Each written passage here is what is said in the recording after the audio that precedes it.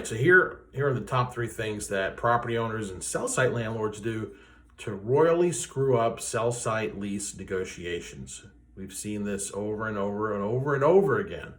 So hopefully this will help somebody out there.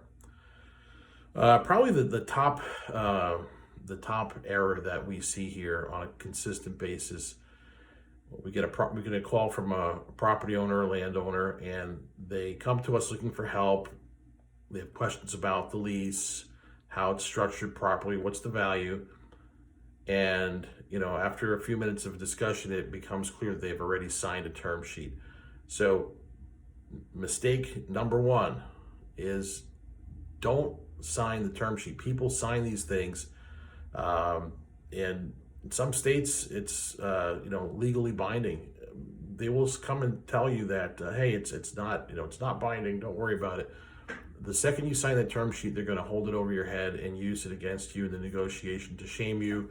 They're going to say, oh, well, you're not a person of integrity, or your word. If your word is not good enough for them, then tell them to move along. You don't want to be dealing with a company for the next 25 years if they can't agree on a handshake.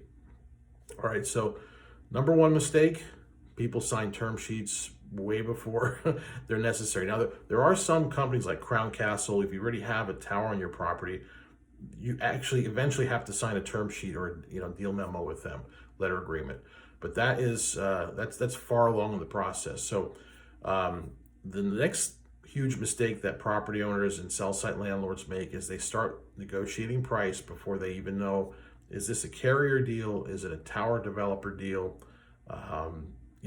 They don't know anything about the proposal. Then, I heard that Bob 2 miles down the road, he's getting $4,000 a month. So they completely blow the deal there, knowing nothing about the type of deal structure that Bob had 20 years ago.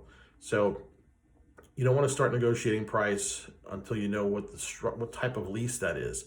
The next thing is you don't want to start to negotiate a price if they haven't walked your property and sent you some drawings. That means you want them to spend money on engineering. Okay, you want them to have skin in the game.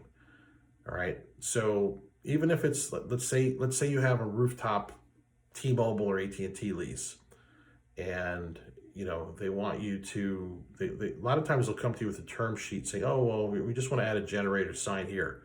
Well, hold up for a second. Where's the generator going? Is it going on my roof? Is it going on the sidewalk behind the building? What's the plan here? What's it going to look like? Give me some dimensions. I want some spec sheets. I want to see a drawing. So you want them to provide you with some engineering work, some sort of a sketch, some sort of an exhibit that's going to cost them money. If they haven't done that, then don't say anything. You don't want to blink first in the negotiation.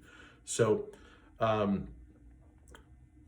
that's the number three mistake that people make is throwing out a price before they've spent money on engineering. This could be on the front end on a new lease, new cell site lease, or on an existing site. So don't make those mistakes, avoid those errors, and you'll be in a lot better position when it comes time to negotiate against the wireless industry. If you need help with a cell site agreement, you have questions about the values, proposals, anything that you've received from a tower developer, tower company, or wireless carrier, give us a call at Tower Genius. Our number is 888-313-9750.